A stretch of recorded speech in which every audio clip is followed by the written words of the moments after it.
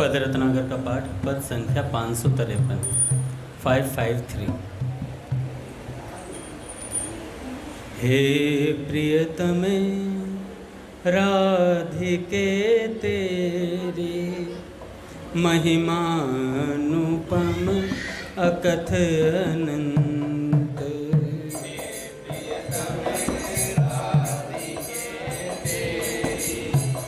महिमानुपम अकथ अनंत।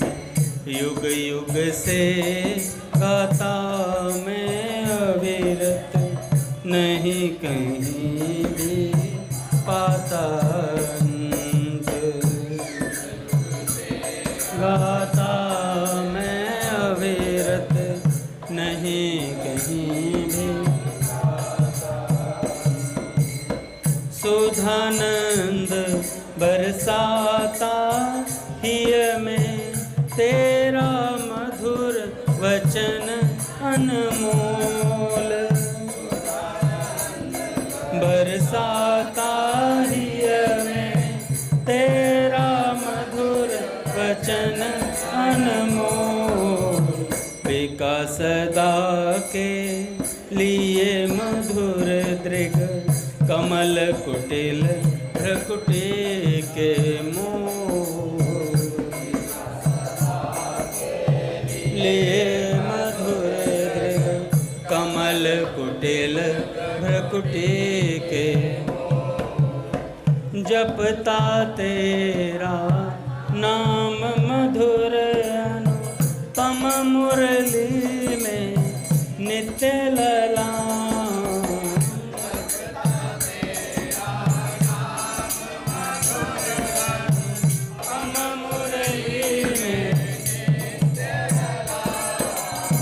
नेत तृप्त नैनों से तेरा रूप देखता अति अभिराम। तेरा रूप देखता अति अभिराम। कहीं न मिला प्रेम शुचि ऐसा, कहीं ना पूरी मन की आस। प्रेम शुचि ऐसा, कहीं ना पूरी मन की आस। एक तुझी को पाया मैंने, जिसने किया पूर्ण अभिलाष। तुझी को पाया मैंने, जिसने किया पूर्ण अभिलाष। नित्य तृप्त निष्काम नित्य में, मधुर तृप्ति मधुरतम काम। तृप्त निष्काम नित्य में, मधुर तृप्ति मधुरतम काम। तेरे दिव्य प्रेम का है यह जादू भरा मधुर परिणाम। प्रेम का है ये जादू भरा मधुर परिणाम। हे प्रियतमे राधिके तेरी महिमा अनुपम अकथ अनंत। प्रियतम के राधिका तेरी महिमा अनुपम अकथ अनंत। पद संख्या 445।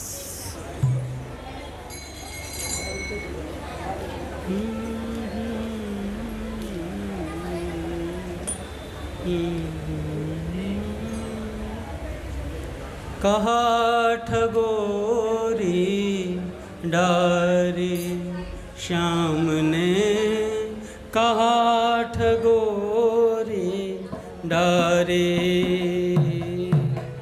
कहा ठगोरी डारी श्याम ने, कहा ठगोरी डारी।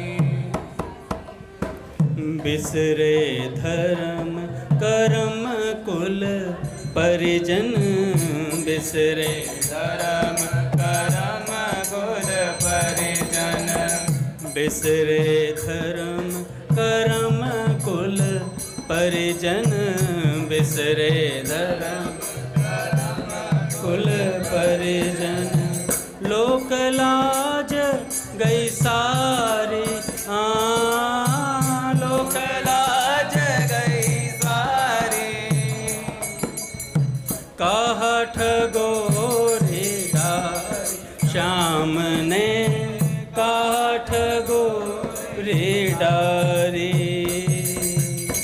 गई हुती मैं जमुना तट पर, गई होती मैं जमुना तट पर, जल भरी बे ले मट की सखीरी, जल भर बेल मटकी सखीरी। देखत श्याम कमल दल लोचन,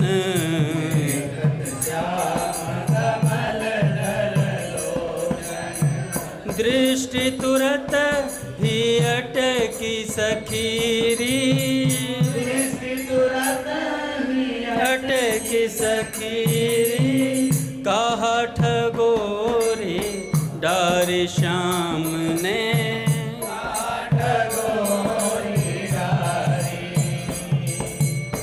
मोतन मुरी मुस्काए मन सिज, मोतन मुरी मुस्काए मन सिज, मोहन नंद किशोर सखीरी, मोहन नंद किशोर सखीरी।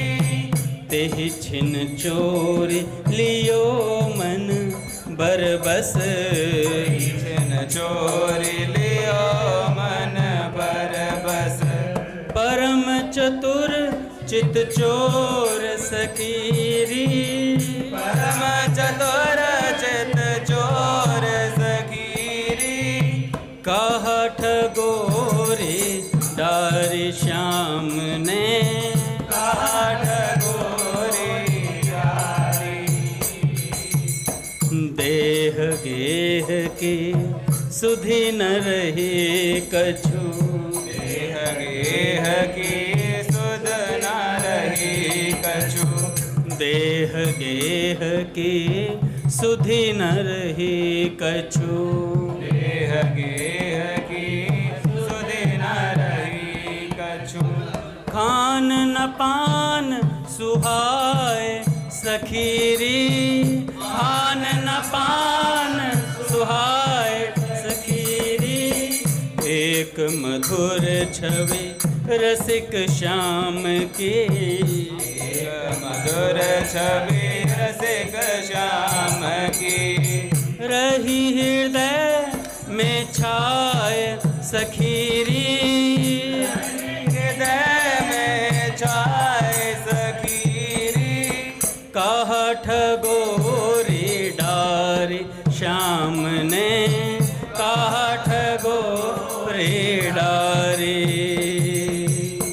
बिसरे धर्म करम कुल परिजन, बिसरे धर्म करम कुल परिजन।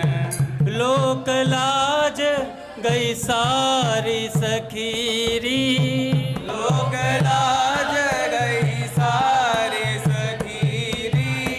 काहठ गोरी डारी श्याम ने, श्याम। राधा राधा राधा राधा,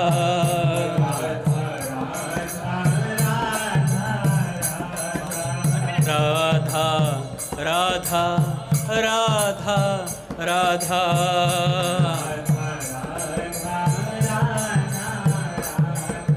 राधा राधा राधा राधा,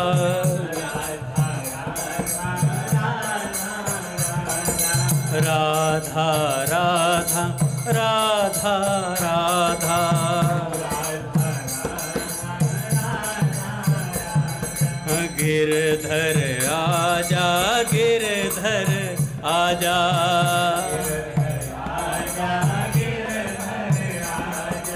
गिरधर आजा माधव आजा,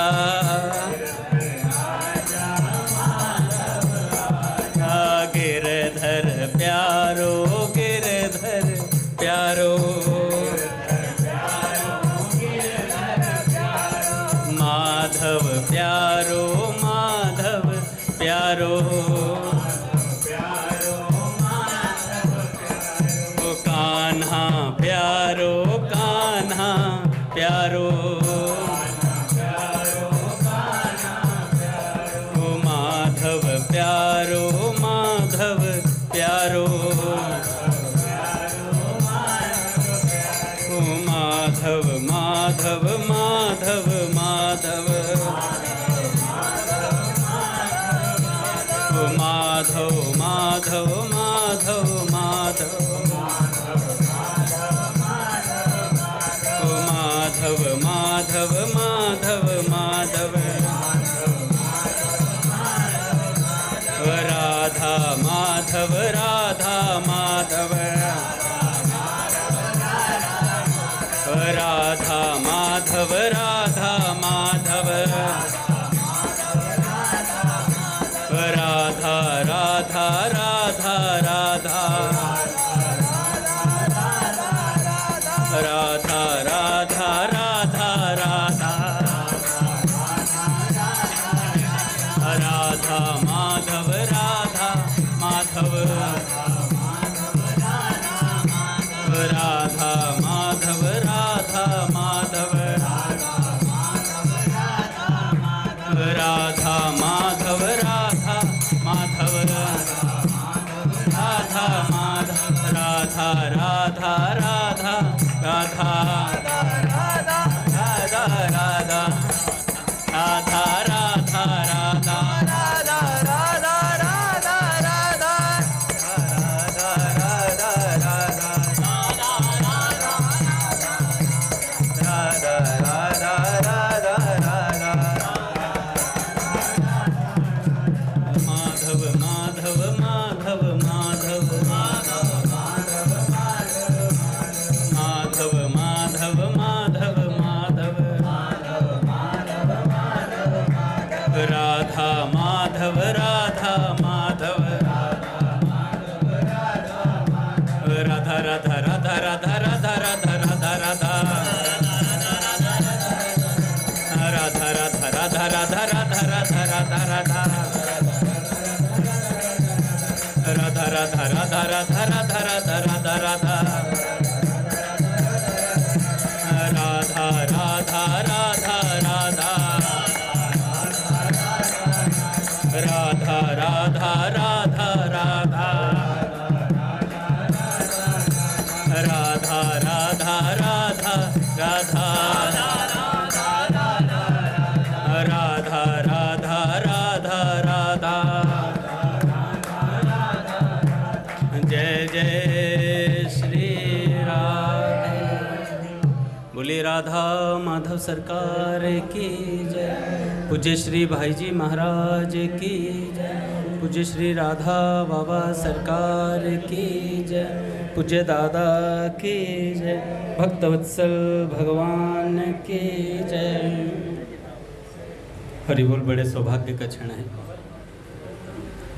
कि आज भी हमें सत्संग और कीर्तन का परम लाभ प्राप्त हो रहा है।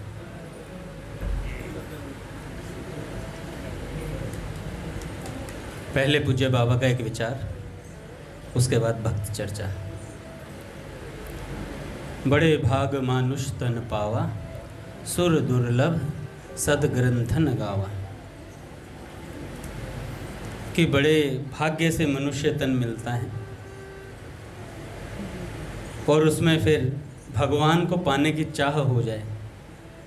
एक तो मनुष्य तन मिल जाए, फिर चाह हो जाए, और चाह होने पर भी महापुरुषों का संग मिल जाए, तो कितनी बड़ी बात हो जाती है जीव के लिए।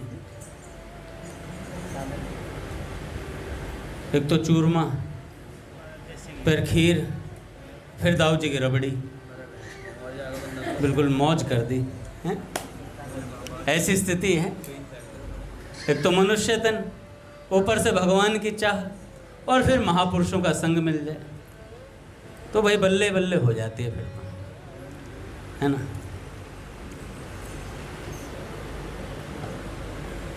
तो ऐसे ही हमारे पूज्य राधा बाबा कहते हैं, अपने पूज्य भैया से कहते हैं, अपने बड़े भाई से पत्र के अंदर पत्र लिखते हैं अपने भाई को, तारा दत्त जी को। कहते हैं कि भैया संतों का एक मत है कि मन की मलिनता ही भगवान के प्रति सच्ची चाह उत्पन्न नहीं होने देती। मन में जो गंदापन है, अच्छा एक बात बताइए, एक चौपाई आती है ना, निर्मल मन जन सो मोहि पावा, मोहे कपट छल छिद्र न भावा। ये निर्मल मन वाला ही मुझे पा सकता है, कपट छल छिद्र वाला मुझे पा नहीं सकता। भगवान ने कितनी सहजता से चौपाई बोल दी गोस्वामी जी महाराज ने। पर मलुक पीर सरकार कह रहे थे, क्या मलिन मन वाला भगवान के सामने आ जाएगा तो भगवान नहीं रखेंगे उसे? कोई मलिन मन वाला है जिसका मन बहुत गंदा है, पर वो आ गया भगवान के सामने, क्या भगवान इनकार कर देंगे? क्या भगवान ऐसे हैं? तो महाराज जी कह रहे बस जीव भगवान के सामने आ जाए किस प्रकार, इतना ही बहुत होता है उसका। अब कितने नियमों का पालन करेगा बेचारा।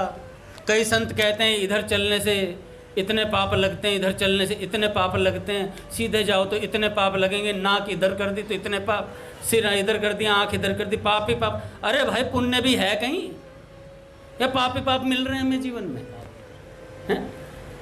तब सब पापों को नष्ट करने की सामर्थ्य भगवान नाम में है। भैया जीव को क्या पता कब कहाँ पाप हो रहे हैं, उसने शास्त्र नहीं पढ़े, कुछ नहीं पढ़ा, संतों का सानिध्य नहीं मिला। इसलिए भगवान ने कलयुग में नाम को मूल मंत्र बताया है कि तू इतने साधन नहीं कर पाएगा भैया, तू कहाँ तक वेद शास्त्रों की मर्यादा के पीछे दौड़ेगा, तुझे क्या पता चलेगा। तू मेरा नाम पकड़ ले, फिर देख तुझे मैं अपने आप खींच ले जाऊंगा। कि कहाँ जाएगी पतंग तेरे हाथ में है डोर, हो बन नाचे नटनी को वाली, नंद को किशोर, नाचे नटनी को वाली, नंद को किशोर। तो डोर पकड़नी है भगवान नाम की। स्वामी राम सुखदास जी महाराज कहते हैं भगवान नाम भगवान की चोटी है। किसी व्यक्ति की चोटी पकड़ लो तो वो हिलता है क्या? कहता भाई बाल उखड़ जाएंगे, हिलूंगा नहीं, तू छोड़ दे मेरी चोटी।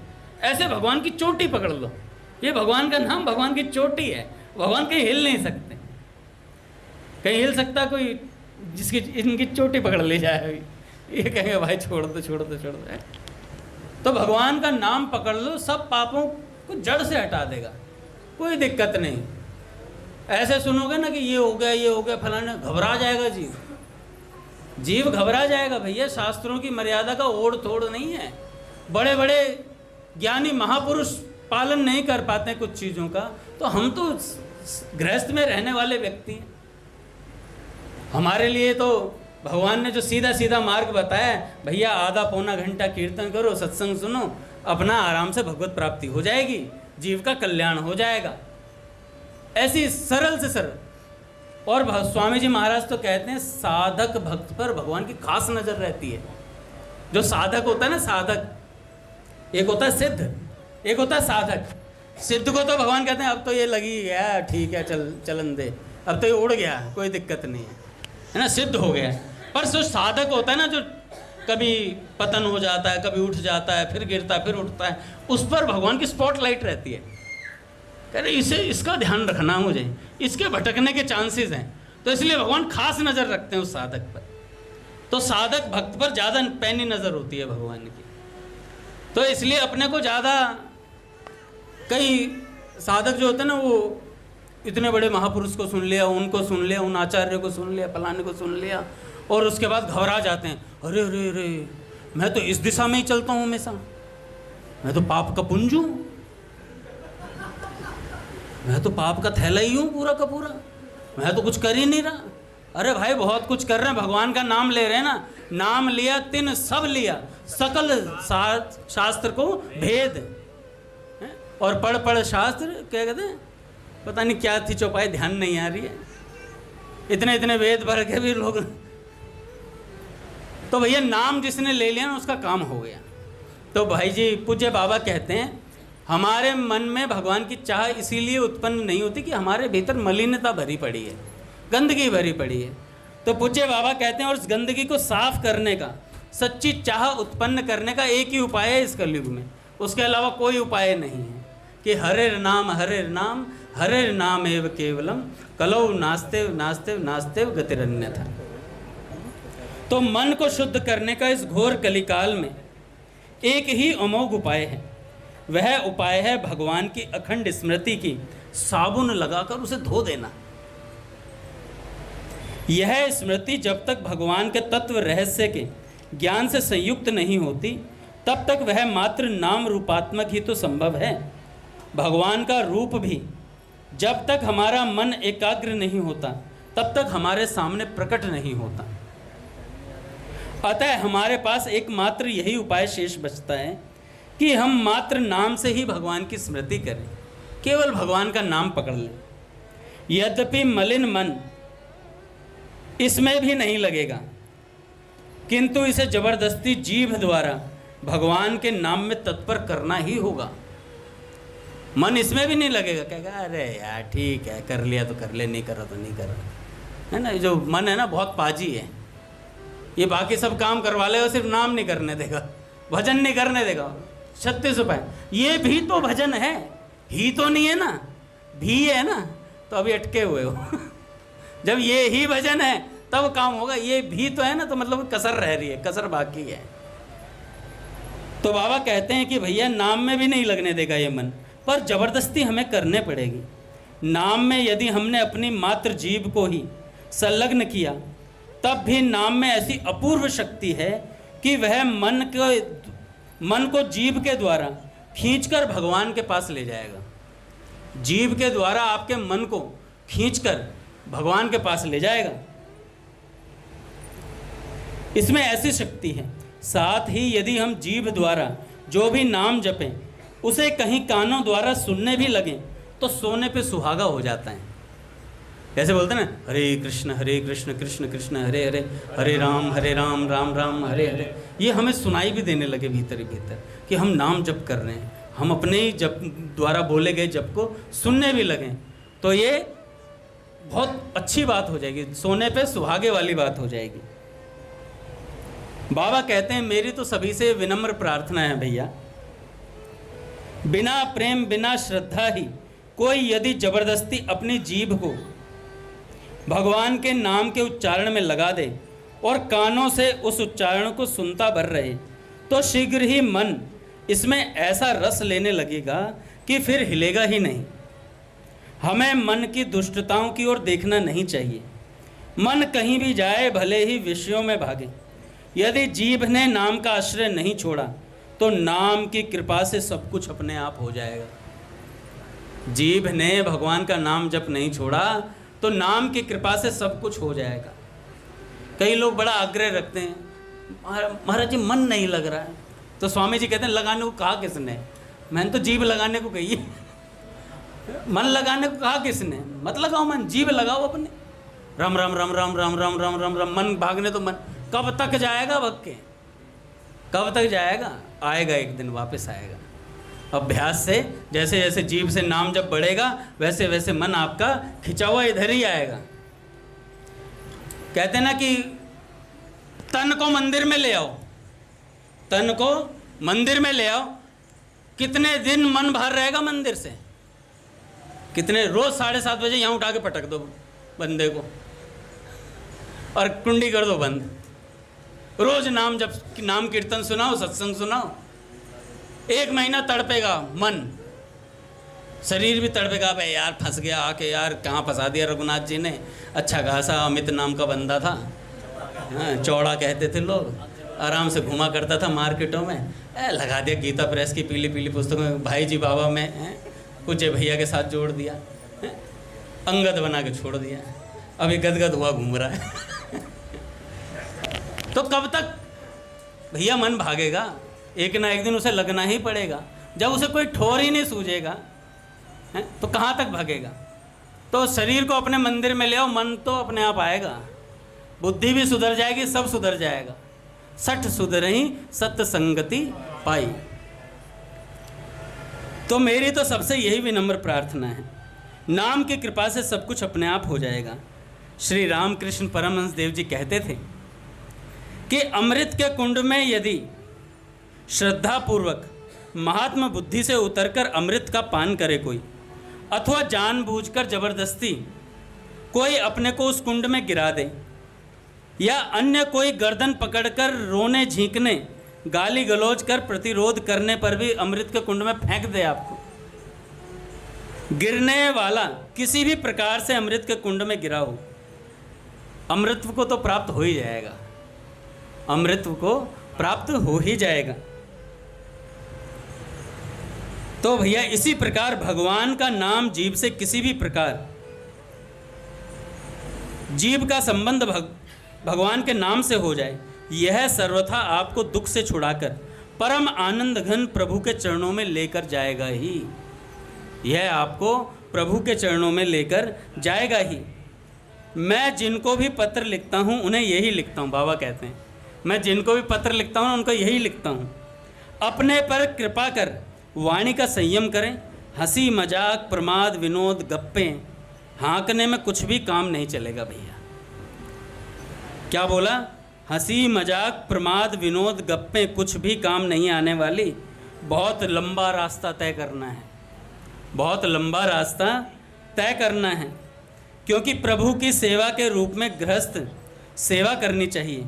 अतः अति आवश्यक होने पर ही बोलें और बाकी शेष समय भगवान का नाम लेता रहे जीव, बाकी सब समय भगवान का नाम लेता रहे। सावधान हो जाएं, एक सांस भी लौटकर आने वाला नहीं है। सावधान हो जाएं, एक सांस भी लौटकर आने वाला नहीं है। जो सांस अभी 8:35 पर लिया था वो अभी ला सकते हो क्या? नहीं ला सकते। और जो कल का दिन था वो कल आ जाएगा क्या दोबारा? नहीं आएगा, ये अगला ही दिन होगा। तो भैया मृत्यु का ठिकाना नहीं है, कब आकर यहाँ का सब खेल बिगाड़ दें। अतः अपनी ओर से पूरी शक्ति लगाकर भगवान को पुकारते जाएं। हमारी शक्ति चाहे अतिशय कम ही क्यों ना हो, यह भगवत कृपा का संबल पाकर इतनी प्रबल हो उठेगी कि दुर्लभ से दुर्लभ भगवान के चरणारविंद हमारे हृदय में विराजित हो ही जाएंगे। इसमें अमोघ विश्वास रहे। तुलसीदास जी महाराज कहते हैं कि अब लो नसानी अब नान से हो, अब लो नसानी अब नान से हो, राम कृपा भव निशा सिरानी, जागे फिर ना डसे हो, अब लो गड़बड़ानी अब ना गड़बड़े हो, अब लो गड़बड़ानी अब ना गड़बड़े। जो बीत गया सो बीत गया, गई सो गई अब राख रही को। जो चली गई वो चली गई, अब राख रही को भैया, है ना। कुएं में बाल्टी गिरती जा रही है, रस्सी भगती जा रही है, इससे पहले कि रस्सी पूरी कुएं में गिर जाए आखिरी छोर को पकड़ लो, पूरी बाल्टी भी बाहर आ जाएगी, रस्सी भी बाहर आ जाएगी कुएं से। तो ऐसी ही बात है भैया, ये आखिरी मौका है हमारे पास। ये मनुष्य जन्म सबसे ऊंची योनि है जिसमें भगवान की प्राप्ति की जा सकती है। नहीं तो बुल्ले शाह जी कहते हैं, क्या कहते हैं बुल्ले शाह जी, बताओ? ना ना ना ना, चल उठ बुल्लिया पीर नू मना ले, नी बाजी लेगे कुत्ते। चलो उठ बुल्लिया पीर नू मना ले, नी बाजी लेगे कुत्ते। कैसे लेगे बाजी कुत्ते? भैया जो कुत्ता है वो कुछ भी नहीं करेगा ना जीवन में, कुछ भी नहीं, पूरा सोता रहेगा पूरे दिन, तो भी वो कुत्ते से ऊपर वाली योनि में पहुंचेगा। उसका अपग्रेडेशन हो रहा है, क्योंकि वो कर्म योनि नहीं है, उसमें आप कर्म का विधान नहीं लगता। कुत्ता है तो वो कुत्ते से ऊपर वाली योनि पे आएगा, ठीक है ना। उसका नीचे की तरफ गिरना नहीं होगा, बिल्ली बन जाएगा ऐसा नहीं होगा, वो ऊपर ही उठेगा। और जो मनुष्य है ये सबसे ऊंचे पे है, ये सबसे ऊंची योनि है। इसके बाद वो जानवर ही बनेगा कोई ना कोई, अगर भजन नहीं करेगा तो।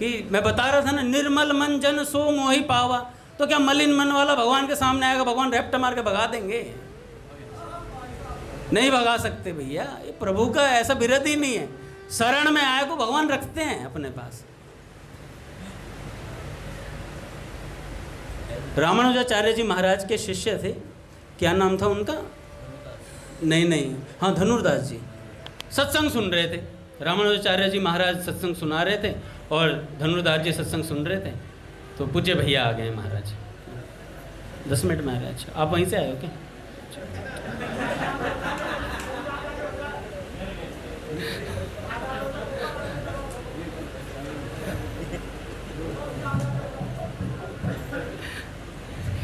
देखो भाई, मेरी बात का बुरा मत मानो, मैं ऐसे ही, हम लोग आपस में ऐसी मजाक नहीं करें तो कौन करेगा?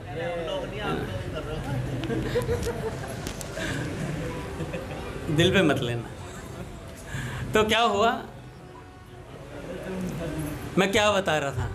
धनुर्दास जी सत्संग सुन रहे थे नरसिंह प्रभु, और सत्संग सुनते हुए क्या नाम है, वो विभीषण जी की शरणागति का प्रसंग आया कि विभीषण को लात मारी रावण ने और विभीषण जी इधर आ गए। अच्छा, जब तक संसार की लात पड़ती नहीं आदमी भगवान की शरण में आता नहीं, ये सीधा सा नियम है। जब तक संसार नहीं ठोकर मारेगा तब तक संसार ही प्यारा लगता है? और जैसे ठोकर मार देता है, रब दे समान सानू कहण वाली है, रब साडे से बड़ा है, किन्ने और दिल टूट जाता है। और जब दिल टूटता है तो बंदा भगवान की शरण में आता है, फिर आ जाता है बंदा भगवान की शरण में। क्यों? कोई पंजाबी हो तो गौर भैया हैं क्या? अच्छा, समझ में आ गई होगी आपको। तो क्या हुआ भैया, धनुर्दास जी सत्संग सुन रहे थे और रामानुजाचार्य जी महाराज सुना रहे थे और विभीषण जी की शरणागति का प्रसंग था। पतित पावन जी, विभीषण जी की शरणागति का प्रसंग था। तो जब वो आए विभीषण जी, तो भगवान ने कहा कि पहले मीटिंग करते हैं। हनुमान जी, अंगद जी वगैरह सबको बिठा करके मीटिंग करी, भाई विभीषण को शरण में लिया जाए या नहीं लिया जाए, विभीषण जी को शरण में लिया जाए या नहीं लिया जाए। तो धनुर्दास जी सुन रहे थे कि भैया विभीषण जैसा भक्त जो लंका में रहकर राम नाम जप रहा है, ऐसे भक्त के लिए विचार किया जा रहा है कि उसे शरण में लिया जाए या न लिया जाए, तो हमारे जैसों की क्या गति होगी। तो धनुर्दास जी सत्संग से उठकर चले गए और अपनी कुटिया में जाकर के रुदन करने लगे। 2 दिन तक सत्संग में नहीं आए। जब 2 दिन तक सत्संग में नहीं आए तो रामानुजाचार्य जी महाराज ने भेजा, भाई बुला के लाओ, बंदा सत्संग में नहीं आ रहा है। तो जाकर उन्हें बुला के लाएगा तो उन्होंने पूछा कि भाई बात क्या है। तो उन्होंने कहा, महाराज विभीषण जैसे परम भागवत को विचार किया जा रहा है कि राम जी उसे शरण में ले या ना ले, तो हम जैसों का क्या होगा जो जबरदस्ती खींचे जा रहे हैं, ढोए जा रहे हैं। वो तो स्वयं में लगे हुए हैं, राम राम कर रहे हैं लंका में रह करके, और इतने चतुर थे। किसी ने शिकायत कर दी रावण से जाके कि भाई तुम क्या हमें सीख दे रहे हो, राम से युद्ध करना, ये करना वो करना, तुम्हारा भाई तो तुम्हारे खिलाफ है।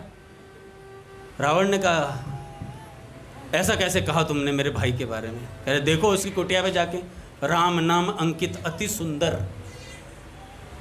सुंदर राम नाम लिखा हुआ है। तो चले गए। रावण गया गुस्से में, फुंकार मारता हुआ, फुकार मारता हुआ। राक्षस ऐसे ही करेगा और क्या, यूं थोड़ी जाएगा, ऐसे थोड़ी जाएगा। फुकार मारता हुआ गया बंदा। कह रहा कहाँ है विभीषण? विभीषण, हाँ भैया। एक साव मत मुझे। तो क्या बात है भाई? क्या लिख रहे हैं? तो विभीषण ने कहा, भैया राम नाम लिखा हुआ है। तो कह रहे राम नाम, मेरे दुश्मन का नाम लिखा। अरे भैया कौन कहता दुश्मन, मुझे उसका नाम बताओ पहले। सेनापति पीछे छुपक गया, कह रहा मेरी पिटाई हो जाएगी, विभीषण पहले मारेगा मुझे। वो पीछे दुबक के। तो विभीषण जी ने कहा कि भैया ये आपका और भाभी का नाम है, रा से रावण और माँ से मंदोदरी। मैं तो भैया भाभी का नाम जपता हूँ। रावण कर, वाह मेरे भाई, मुझे तुझसे यही उम्मीद थी। कहाँ गया वो सेनापति? वो भाग गया, अपनी ड्यूटी पे लग गया जा करके। कह रहा मेरे को पता नहीं थी फुल फॉर्म। फुल फॉर्म पता होती तो मैं ऐसा नहीं कहता रावण जी। तो भैया भगवान के भक्त चतुर भी होते हैं, वो चतुराई से रास्ता निकाल लेते हैं भजन का। कोई दिक्कत नहीं है भजन करने में। जो ये कहता है ना मेरे पास समय नहीं है, बहुत समय है, इतना समय है कि संत जन तो कहते हैं आराम से वो 61 माला कर सकता है। तो 61 तो करनी ही नहीं है अपने को, तो भैया ने 16 का नियम दिया है, उल्टा कर दो 61 का, है ना। एक इधर लगा दो, 6 उधर लगा दो। एक बार क्या हुआ, हम जिस भगवान के नाम को साधारण समझते हैं ना, वो बहुत महत्व का है। हमें लगता है हम आसानी से राम बोल पा रहे हैं, है ना, आराम से पूरे दिन ले ही लेते हैं 2-4 नाम, तो कल्याण तो हो ही जाएगा। अरे विमान नहीं आया, साइकिल तो आएगी भगवान के यहाँ से। पर वो ऊपर कैसे जाएगी ये समझाओ मुझे। या तो हो सकता है तुम कोई रस्सी बांध लो किसी भक्त के पाँव में, कहीं उसे मत गिरा देना विमान से, कहीं वो और गिर जाए विमान से भगवान के धाम। तो क्या हुआ, एक बार ना एक शिष्य था, और अपने शिष्य क्या था, वो चोर था। चोर था। एक महात्मा थे, अपना भजन किया करते थे अपनी कुटिया में। तो किसी से उन्हें जानकारी मिली कि गुरुजी के पास पारसमणि है, गुरुजी के पास पारसमणि है। तो उन्होंने, चोर ने सोचा यार पारसमणि तो मैंने सुना है लोहे को छुआ दो सोना बना देती है, अपने तो घर पे लोहे का ही टीन टप्पर है सारा, अपन तो पारसमणि लाएगा और वो सबको सोना बनाना है, सबको सोना बनाना है, सब पवित्र कर देंगे गंगा जल। तो गया, अब उन सोचे कुटिया में प्रवेश कैसे करें। तो बढ़िया सी बगलबंदी पहनी और चेला बन कर, गुरुजी मैं आपसे दीक्षा लेना चाहता हूँ। अब लोग दीक्षा तो ऐसे समझते हैं जैसे रिक्शा खरीद रहे हो, प्रसाद है कहीं से भी ले लिया दीक्षा ऐसे। अरे भगवान नियुक्त करते हैं गुरुजन, भगवान बताते हैं भैया तुम्हारे गुरु ये होंगे। भगवान जिसके लिए तुम्हारा मन कहते, पहले सत्संग सुनो, गुरुजनों के प्रभाव के बारे में सुनो, संतों की महिमा को सुनो, फिर पता करो कि भैया गुरुजन क्या अस्तित्व होता है गुरु का, गुरुजन कैसे भगवान से मिलाते हैं। तो इन सब बातों के बारे में जब पता चलेगा ना, तब पता चलेगा आपको कि भैया हाँ गुरु किसे बनाना चाहिए और किससे हमें भगवान के बारे में पूछना चाहिए। ये सब चीज़ें पता चल जाती हैं सत्संग सुनने से। अब क्या हुआ, वो व्यक्ति गया, चोर तो था ही, गुरुजी चेला स्वीकार कर लो। मैं गुरुजी ने कुछ नहीं बोला, भाई कह रहे सेवा में लग जाए यहाँ। और सेवा करने लगा, झाड़ू पोंछा करे रोज। झाड़ू पोंछा क्या करे, वो तो मणि ढूंढ रहा था। अब रोज जैसे ही गुरुजी इधर उधर बैठे, तकिए वकिए उठाया गुरुजी के, चद्दर उठाए, गुरुजी सोचे झाड़ पोंछ कर रहा है चद्दर की। तो रोज ढूंढे, कभी चीनी के डब्बे में, कभी किसी चीज़ के डब्बे में, और ताक झांक में लगा था। गुरुजी सोच रहे बड़ा रसोई का भी ख्याल रख रहा है, सब चमका रहा है बढ़िया तरीके से। अब उसे 2-2.5 साल हो गए ये करते हुए, और उसे मणि ना मिले बेचारे को, पारस मणि। पागल हो रहा है, भीतर ही भीतर खींच रहा है, और ऊपर से बिल्कुल तृणादपि सुनिचिन, गुरुदेव हर बात पे गुरुदेव। अब गुरुदेव तो तिरका लग गए थे, वो तो जानते थे बेटा बहुत गर्दन हिला रहा है, सब पता है मुझे। अब एक दिन क्या हुआ, गुरुजी ने कहा कि बेटा मैं थोड़ा अब ना घूम के आया करूँगा, क्योंकि अब बेचारा थोड़ा एकांत में इधर उधर घूमा जाए, रोज़ सुबह जाया करूँगा। तो गुरुजी जाने लगे, तो कह रहे अब मिला है मौका सही से, रोज़ तो भिच भिच के ढूंढ रहा था सामानों में, आज पूरी कुटिया को दौड़ा लूँगा। और महाराज गुरुजी गए, और गुरुजी ने तो भाई छोड़ दिया उसको, चेले को, वो सफाई करने लगा, धैड़ धैड़, और सारे बर्तन वर्तन पैक मारे। कह रहे जब तक गुरुजी आएंगे तब तक फिर सजा दूंगा। और ढूंढे भाई, गुरुजी के पुराने कपड़े भी निकाल मारे। कह रहे गुरुजी ने कहाँ रखे पारसमणि यार, भाई पसीनम पसीना। नवंबर दिसंबर के महीने में पसीनम पसीना हो रहा, बंदा कह रहा कि यार पारसमणि नहीं मिल रही, पारसमणि। और फिर दोबारा जैसे गुरुजी के आने का टाइम हुआ, फिर से वापस सारी झाड़ पोंछ कर दी, और भैया बढ़िया से तकिया वकिया सेट कर दिया, यार आज भी नहीं मिली पारसमणि। अगले दिन फिर गुरुजी जाए, फिर महाराज पागल हो रहा है। तो गुरुजी समझ तो गए थे। गुरुजी आए एक दिन, कहने लगे बेटा यू आर लुकिंग समथिंग, ढूंढ रहे हो। पूछे भैया आ गए महाराज। बोले भक्तवत्सल भगवान की जय।